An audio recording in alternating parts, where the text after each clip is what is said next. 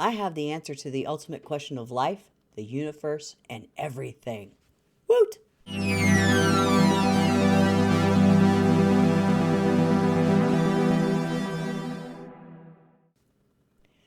And here we are again with another episode of Woot Wednesday, number 42. Did you see what I did there?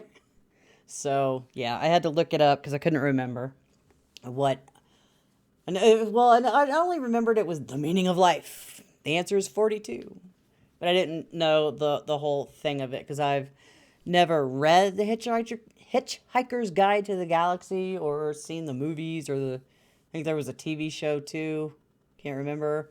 But I haven't seen any of those or read any of the books. So I had to look it up. And I did. And if you have to explain it, it's not really that funny, is it?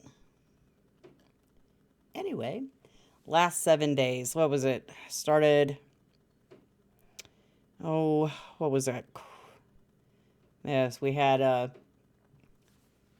we didn't really do much of anything here. Snowmageddon or the snowpocalypse, all that stuff. The major snowfall was way north in Denver and past Denver into Wyoming.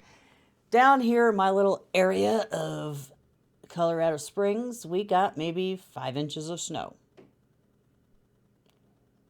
And nowhere near the 12 or so inches plus we were supposed to get. And then they kept moving the start time back and back and back. It was supposed to start at like midnight or something, and then it got like 2 a.m. Then further, supposed to start at 5 a.m. And then looked at my phone 7 a.m. and it's like I wanted my snow day. I didn't get my snow day. I did in advance took that day off because my boss said I should go ahead and do it just in case, so I did. But it wasn't doing anything by the time I usually go to work, so I went to work for almost 4 hours. It started doing the snow thing at 8 o'clock that night, and it wasn't like the last snow we had where we got 10 inches of snow. This was a heavy wet snow. So driving home was fun. Slipping and sliding around. I'm like, okay, I'm going to slow down a little further. I was going 15.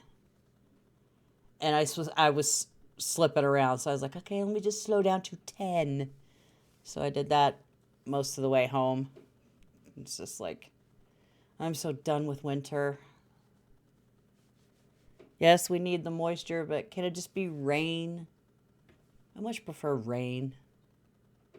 Like a steady rain, not those big, gigantic thunderstorms like I had last year where trying to get to work, it was like a lake across the intersection where I go up the big hill on my way to work.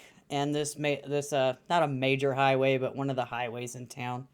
It's not the freeway, just a regular highway that leads to the mountains and further out east. I was just like, that was bad.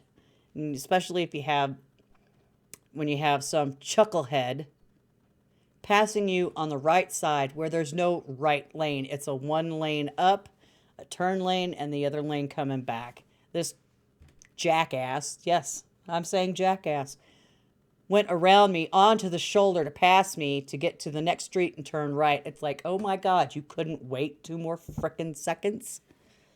I keep hitting this microphone. I'm so sick of hitting this microphone. Oh, dang it. Keep moving it and it won't stop. All right, anyway. Hopefully I won't hit it anymore. One grand gesture and it's all over with. Yeah, it's like worked yesterday. Sundays I usually run my errands, but I decided not to. So I was at home all day because I didn't want to go anywhere because it was still snowing. The ground was still kind of to drive on. So I was like, okay, I'm just going to stay home. I spent around somewhere between 9 and 10 hours in MuseScore working on a piano part for that Frozen cover I'm doing. Not the movie, the Frozen song by Madonna. Let's not get confused. So I'm not happy with some parts of it, and it's like I'm gonna go and edit it. What I wanted to get right was the structure of how it goes, so I can like somewhat follow it, and then I can change it. It's all when I exported the MIDI out of MuseScore and then played it against the original version of the song that I pitched down in Reaper 3 semitones to take it from F minor to D minor. And I didn't really like how it sounded playing against that. Then again, I'm not trying to be matchy-matchy with the original anyway. So that part is at least done. I'm trying to think if I just want synths, because I know the original and a lot of the covers that I watched, including some of the death metal ones, still have strings in them. So I don't know if I want to put strings in it or just use synths. I don't know yet. I haven't made that decision. I didn't work on it today, other than cleaning up the session, moving tracks out and removing plugins that I'm not using, so I can keep it out of the way and I can just focus on what I've got. Which right now all I've got is the original track and the two the piano tracks. Well, left and right, whatever. I don't know.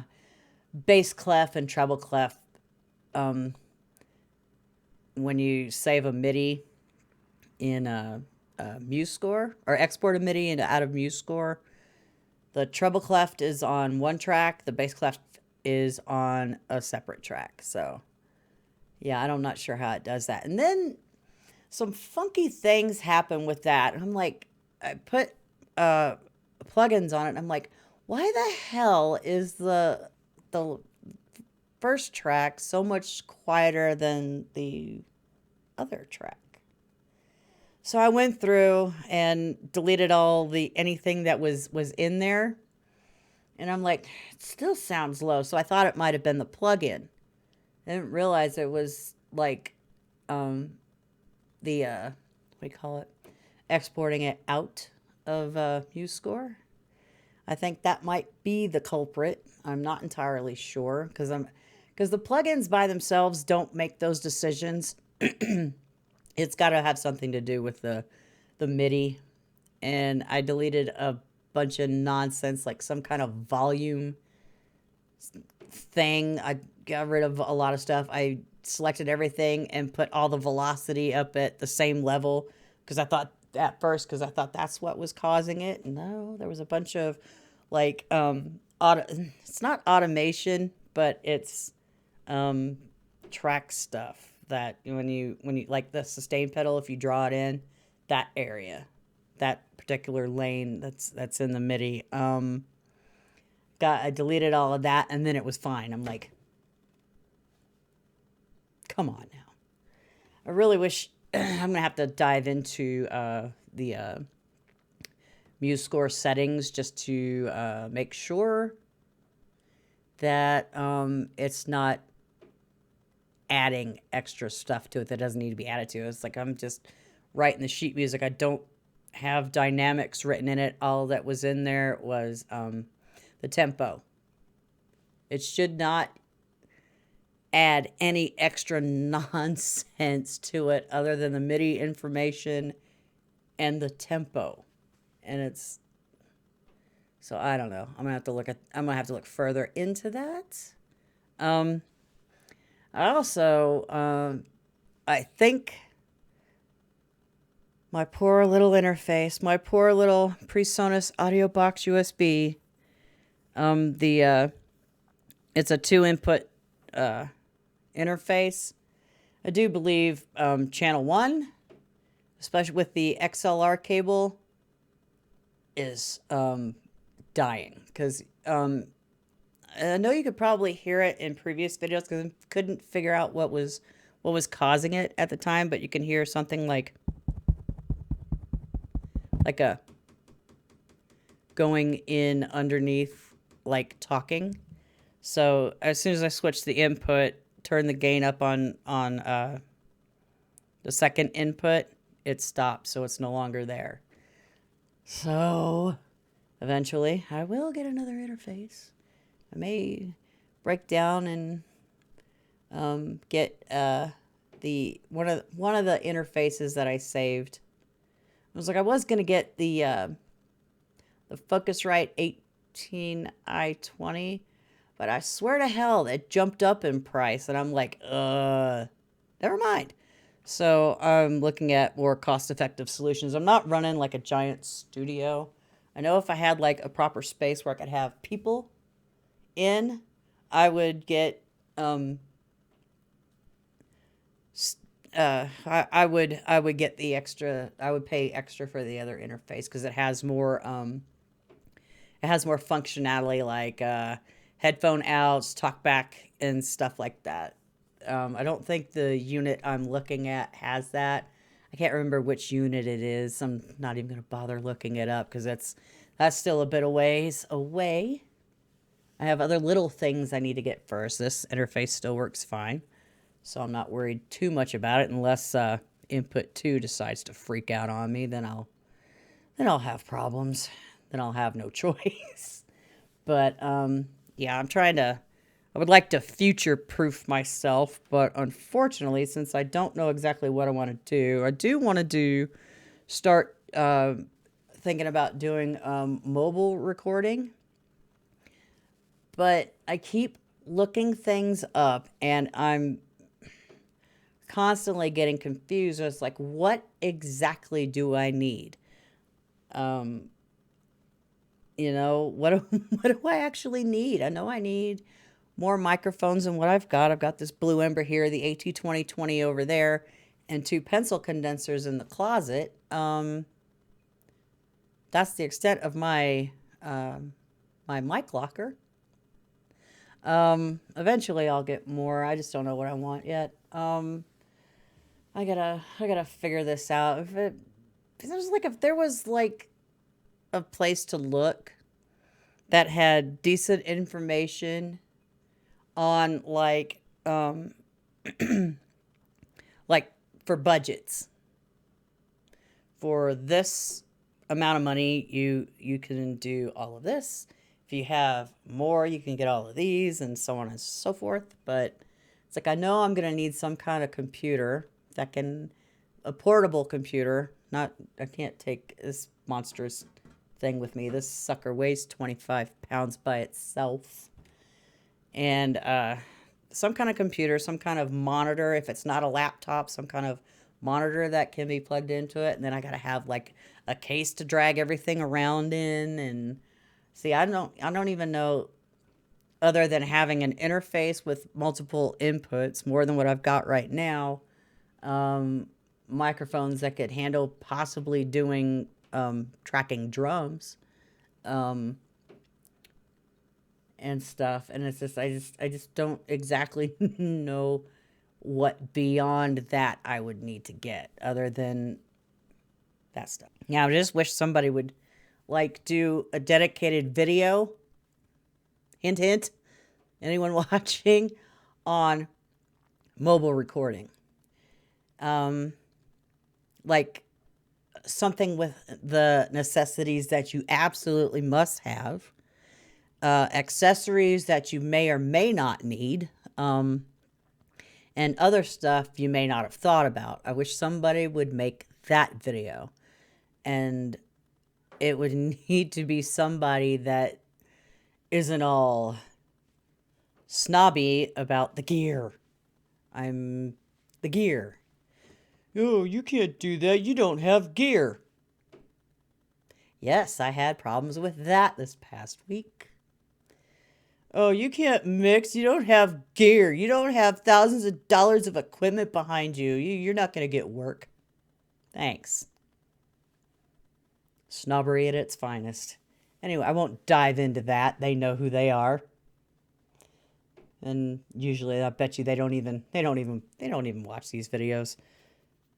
They just want to just talk fucking gear, just gear. Ooh, I spent $6,000 on this stuff. Good for you. Do you know how to use it? You know, it's like my only outboard gear, my only gear I have is my microphones, my interface, my instruments, and my ears and my brain. I know how to use all of them. And my DAW, my Reaper program. But yeah, it's getting to the point where it's like, geez, should I do the Glenn Fricker thing and have like a rant video once a week? No, no, I do enough ranting in this one. It's only because it's like the shit that gets to me is the snobbery of it all. It's like, oh, I'm better than you because I have all this stuff. Great. And if people would think, oh, yes, it imparts a sound, I'm not denying that. Problem is, people these days don't have unlimited budgets. I'm all in the box. I have very little overhead because it's just electricity and my time. That's it. I don't have just the electricity that runs the computer and my monitors. And that's it. That's all I have. I don't ask for much. I don't ask for much. I don't do much. Well, I do a lot. But it's